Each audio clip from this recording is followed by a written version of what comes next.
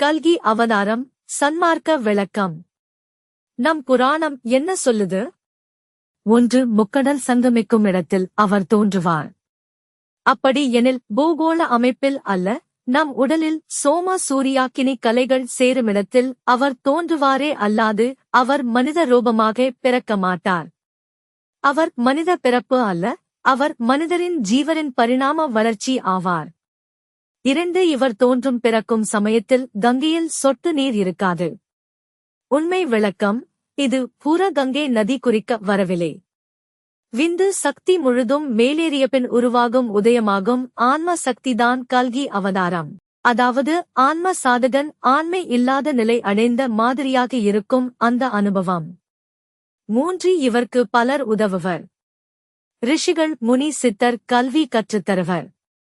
கல்கி பரிணாமத்தில் இருக்கும் சுத்த ஜீவன்.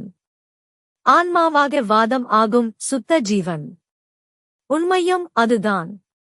ஆன்ம சாதகனுக்கு, ஜீவனுக்கு சத்தி சத்தர்கள், சித்தர்கள், ஞானியர், மகான்கள் பல வழிகளில் தவத்தில் மேலேற உதவி செய்வர். கர்மவினை தீர்த்து வைப்பர். வித்தை கற்றுத்தருவர். தேக்கம் ஏற்பட்டால் வழி கூறி மேலேற உதவுவர். உடல் நலத்தில் கேடு உண்டானால், கிரக கோளாறால் தீமை நேருமாகில் சிற்புருஷர்கள் உதவுவர். இது என் அனுபவம் கூட. 4. ஷம்பாலா. இந்த நகரம் நாடு கல்கி தொடர்புடைத்து. இங்குதான் கல்கி அவதாரம் நடக்கும் என்பது தீர்க்க தரிசனம். இங்கு இருப்போர் எல்லாவரும் ஞானத்துடனும் சுத்தமானவர், தூயமானவர் என புராணம் உரைக்குது. இது மனிதர் கண்ணுக்கு தெரியாமலே இருக்குமாம். அப்படி ஒரு நாடு நகரம் இந்த உலகில் ஏதுமில்லை, எங்குமில்லை.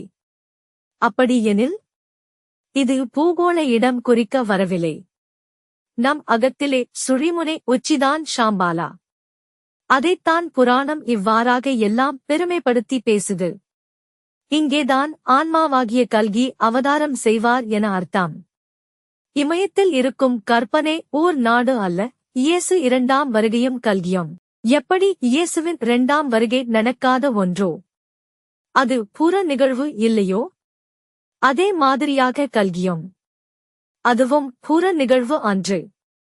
நாம் அதுக்காக காத்திருந்தால் ஏமாறப்போவது உறுதி. நாமே தவம் செய்து இதன் மையமாக மாற வேணும். அது நம் ஜீவனின் மேலேறும் படி, பரிணாமம் ஆகும். கல்கியும் சன்மார்க்க காலமும். கல்கி கலி வென்று. எல்லா காமம், குரோதம், ராக துவேஷம் வென்று.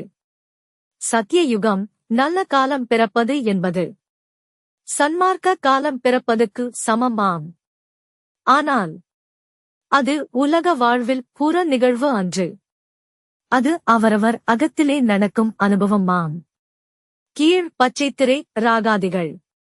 தவத்தால் சுத்த உஷ்ணத்தால் நீங்கி இராமனாம் சுத்த ஜீவன் உண்டானால் தோற்றம் ஆனக்கால் அது ஆன்மாவாக வாதம் ஆவதும் பரிணாம வளர்ச்சி காண்பதுதான் கல்கி அவதாரம். அது அவரவர்க்கு சன்மார்க்க காலம் ஆகும். ஆகையால் கல்கியும் சன்மார்க்க காலமும் ஒன்றே ஆம். அது உள்ளுக்குள் வரும் அனுபவமேதான். கலி புருஷனும் அவதார புருஷனும். கலி புருஷனை வெல்ல, மும்மலமாம் கலி வெல்ல, அவதார புருஷனாம் கல்கி அவதாரம் எடுத்தால்தான் உண்டு. அது புறத்தோற்றம் அல்ல, அது நம்மின் பரிணாம வளர்ச்சி ஆம். ஜீவர் ஆன்மாவாக வளர்ச்சி அடைவது. அதுக்கு வாசி அனுபவம் சித்திக்கணும். வெள்ளை குதிரை விந்து பரவிந்து ஆகணும். கங்கை வற்றி போதல். இதெல்லாம் புராணம் மறைமுகமாக கூறும் சமிக்ஞைகள். மனித குலம் புறத்தே காணத் துடிக்குது. ஏமாந்து போகவும் செய்து.